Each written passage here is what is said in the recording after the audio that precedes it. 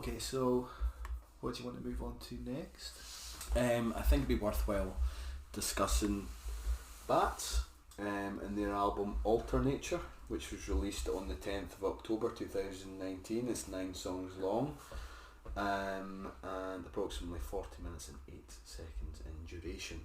It's the third studio album following The Sleep of Reason and Red in Tooth and Claws, from what I've described as post-hardcore prog rock, nightmare-inducing, 5-piece band based in Dublin. Yeah, I think post-hardcore prog, there's a bit of avant-garde kind of stuff in there. Emphasis on hardcore for sure. And nightmare-inducing is, I'd say that's accurate. Aye. I think there's quite a lot of similarities between this album and Black Midi. Not necessarily in sound, but in sort of complicated song structure. Yes, kind of musical composition and the way the songs. I would say each song kind of goes through kind of a variety of different mutations. I mean the songs they got big riffs, terrifying screams, mixed with sort of slacker kind of vocals, which are recited almost robotically. Yes, some of them are. Yeah. There's weird electronic flourishes, and the lyrical content is sort of science based. It all kind of draws some kind of sci-fi. There's sci-fi. There's sea monsters. They were even talking about abortion at one point. So there's a lot of stuff going on Alternature. I'd never heard of Bats before. No, neither had I. I just happened to come across the single of this album, which is called Old Hitler, which, after looking into Old Hitler a bit, I just thought it was some kind of weird song about the war or something, but actually looking into it a bit more, it's actually about a legendary hammerhead shark that used to prowl the waters off the coast of Florida. That kind of makes sense in terms of the lyrics. Because I was trying to take the whole Hitler concept and try and figure out what the lyrics meant, and they just didn't blend. So I was like, there must be something more to this. Yeah. So it's kind of about this monster shark. Because one of the lyrics is, "You're the hammer, I am the hammer, and you are my nails." Yes. Yeah, I suppose it is. And there's stuff about this beast below the water and its giant gaping maw. So it's not kind of good old Adolf. So it's not good. Because the first line is something like, "Yes, I'm still alive" or something. So you're like, oh, yeah, but it's a song about Hitler coming. But isn't there a total off the cuff statement after that? Like, I can't quite remember what it is, but like, no time. We've got no time to discuss it. And I was like, all right, okay, it's so like, he's back. Yeah, he's back. But no, it's about a shark. So, I mean, it's got. That was the first song I heard, and it's just so strange and like really like jagged guitar riffs and like those slacker vocals I was talking about. There's a really good like sing along bit where it's like, "We are the men who delivered the bomb, wahoo," and it's like there's lots of weird vocal flourishes on the whole album like that. They're just kind of fun, even though the content is generally quite dark, and it's like it just gets really heavy and really angry. I guess. That's what it would be like if you were being chased by a monster hammerhead shark. I would say it opens with quite a groovy riff though. Yeah, it does. Really quite but there's a lot of those. There's a lot of sort of groovy bass lines and things and riffs on this as well. It's nightmarish, but it's fun's not the word. Catchy is what I mean. The bass lines, yeah, absolutely are. Yeah. The first track on the album, "Summoning the Demon," is possibly one of my favourite opening tracks I've heard on any album this whole year. I fucking love it. I've written brilliant opening track. Opens with kind of echoey drums. It actually sounds as if they're kind of banging on a bit of Tupperware or something like that. It doesn't actually sound like a drum. But yeah, I was quite concerned that I might be summoning a demon listening to it. Yeah, I really quite enjoyed it as well. Yeah, like I think when I mentioned the sort of almost robotic vocals, it's almost like an incantation at times. Yeah. And then they've got these like we had them. I mentioned these the vocal flourishes before. They've got at the end of lines they throw things in like a rah rah rah or yeah yeah yeah or ha ha ha, just like at the end of lines, and it's like almost sounds like a scratch in a CD or something like that. Yeah. Something's kind of caught. But it's obviously deliberate. it's just fun to join them with those weird moments. But the vocals themselves sound almost like placebo. I don't know the singer's name offhand, but they've got that kind of something Maloko. Is it? They've got that similar sort of sound and timbre, I suppose. It's funny you say that because I've written here it sounds like the lead vocalist is challenging his inner Black Francis. Okay. Everything must come back to the Pixies at all times, as you very well know. It's a little bit dark. But particularly in the kind of bossa nova era, kind of trompe le monde time of the Pixies, which when they were kind of discussing a lot of kind of singing about a lot of kind of sci-fi stuff as well. I don't know whether or not people would agree with me or not, but yeah, I think it's maybe just the guy's accent, because although they're based in Dublin, they don't sound Irish. It's not like it's not like we're listening to Fontaines DC. I think they're probably American. Yeah, it sounds like neutral if nothing else. Yeah. But yeah, absolutely great opener. There's a weird sort of Bill Gates. I'm sure it's Bill Gates. I haven't checked this, but there's a sample in there. There's a weird distorted sample. I'm sure it's Bill Gates talking about how we should be careful with artificial intelligence and what we should be. Okay, yeah. And that's kind of what the song is about. The demon is a machine, and it's it's artificial intelligence, and like what will we build? How will we build it? What do we know? Like exactly. It's almost like the early days of Skynet or something. Yeah, it's so good. I just love everything about the song. Great opener. How did you enjoy the second track in the album, Christian Science?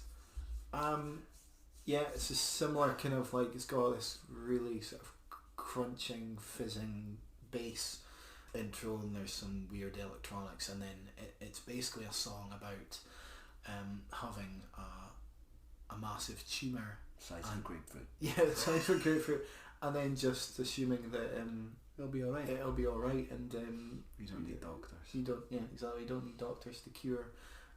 You don't need science. You don't need modern science. You just need faith in a deity, and you'll be alright. And there's a bit of sort of sarcasm to some of the lyrics, and there's a great sort of like screaming.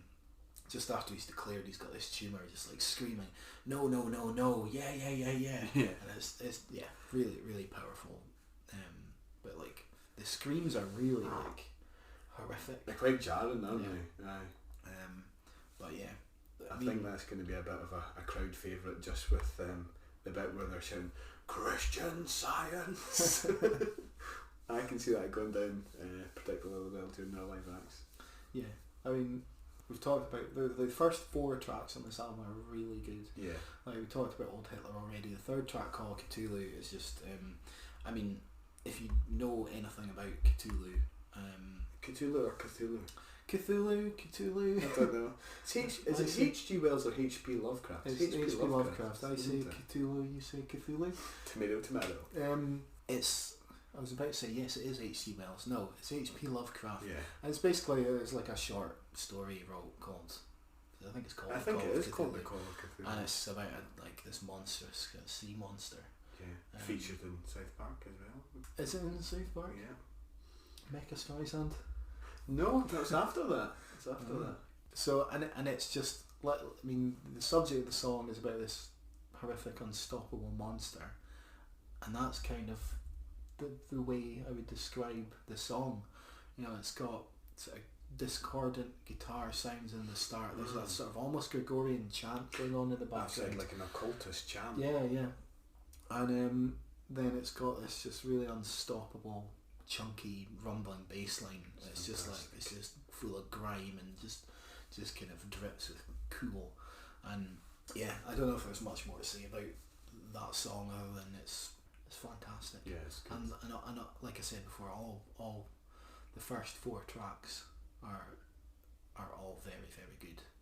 In general, I think all the songs are pretty good. I think it takes a little bit of a dip post Old Hitler. I would say maybe in the Court of the CRISPR King after that, because I did quite enjoy in the Court of the CRISPR King. I had to look up what CRISPR was, because when I first listened to it, I thought they were singing about the Crispy King, Uh-huh. and I was just imagining some sort of like chocolate equivalent of the Lollipop King sitting in this kind of court. I don't know what I was thinking, but something to do with genetic code. Yes, I found that as well, and it's gene editing and Yeah. stuff. And then there's quite a cool repeated line where they're singing, "In the court of the CRISPR King, we can target any gene," and it's quite floaty and quite sort of fun to sing along to. But I felt after the first 4 tracks, for me, it took a little bit of a dip, and not a huge dip, just a little bit of a dip. I think just because as you go into "In the Court of CRISPR King," the heaviness drops away a little bit in that song. Mm. So the first 4 songs are really kind of hard hitting, but it's not to say those next couple of tracks aren't good. And just they're not as good as the ones that came before it. Mm. I mean, even the next song, "Ergo," I mean, I said the heaviness drops away, but that song's got some of the really sort of metal riffs in it, and sort of good guitar chugs and crashing drums and screaming. I think the vocals, there's some female screamed vocals on this one as well. So it's good. I just don't think it's as good as the sort of previous tracks. I actually feel like it sort of picks up again towards the end. I was kind of reading up about.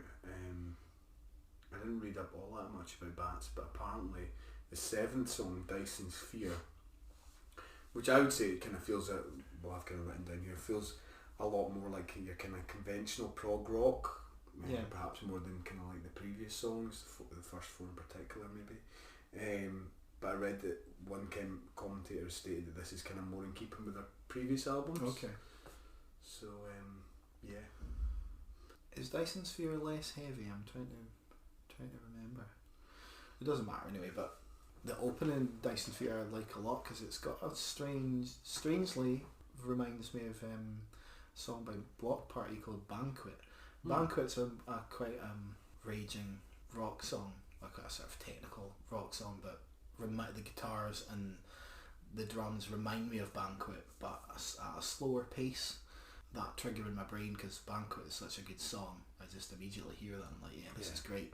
And then it's, we've got another sort of science fiction concept here where the Dyson Sphere is basically building a mega structure around a star so you can harness its energy. So it's like this thing about when civilization gets to the point where it can't support itself on its own planet or star, this is a concept that people have come up with that they might use. An interstellar society might use. They build this massive structure around a sun and soak up all its energy to power their iPhones and whatnot. So Dyson was coming up with this before or after he invented the Hoover. Yeah, exactly. I think someone. Is it just coincidental? Well, I think it was invented by a science fiction author of a different name. All right. The idea, and then Dyson. It can't be the same Dyson. Well, you never know. Before he invented his Hoover, he came up with this idea of harnessing the energy of a sun to power his Hoover. But we've kind of digressed a little bit there. But yeah, it's a proper like prog track, and then there's a brilliant like mad antagonistic sax solo right towards the end, which is delightful. And then you've got last 2 tracks. You've got Family Planning, Current Affairs. Family Planning, I mentioned abortion before, so it's kind of about that subject. There's the riff on it reminds me of a Deftones song, "My Own Summer," "Shove It," but with some brutal screaming over the top of it.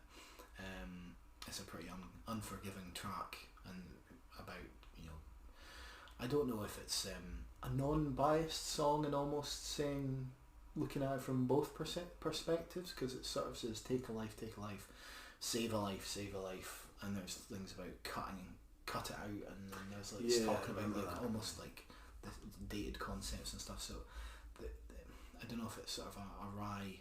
It sits on the fence, but its support of the others its support against abortion is almost a wry commentary on it. but I couldn't find any actual. I can actually find the lyrics to sort of try and pick those apart a bit better. But it's a good song. Yeah. And the last song, the name intrigued me, so I kind of had a look into it. So it's Current Affairs in brackets Topsy Rides the Lightning, and this is it turns out that Topsy is an elephant. Yeah. An elephant who was part of a circus on Coney Island in New York in the early 1900s, and Topsy was a badly behaved elephant and was ultimately put to death. Originally, the idea was that Topsy would be hanged in front publicly in front of thousands of spectators, and then people stepped in and said no, that would be cruel. So instead of that, they decided they would poison and electrocute Topsy in front of only some selected guests, which isn't cruel at all, apparently. I never realised that's what this song was about. Well, but I know the story. Yeah, I'd never heard that story before. I was quite horrified. There's a video of it on YouTube. You can watch it. I know. I kind of. Is it like an electrical plate? I don't know. I didn't get that deeply into how they did it, and I stopped myself. I was gonna watch it, and then I was like, actually, I don't want to watch this. It's there if you want. It's there if you want. To see an elephant, it's on YouTube. If you want to see an elephant cruelly electrocuted. Did you say it was Coney Island? Coney Island, so it's New York. So there you have it. So there are lots of very, very angry screaming. It kind of goes with the kind of horrific subject matter that the song is based on.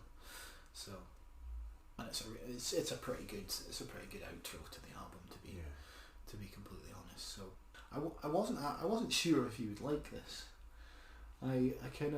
I thought, is this, and when I first gave it to you, you said you put it on and you were frightened by it. I was frightened. So, like I said, I genuinely thought I was summoning the demon. Hence why I kind of described them as kind of nightmare inducing.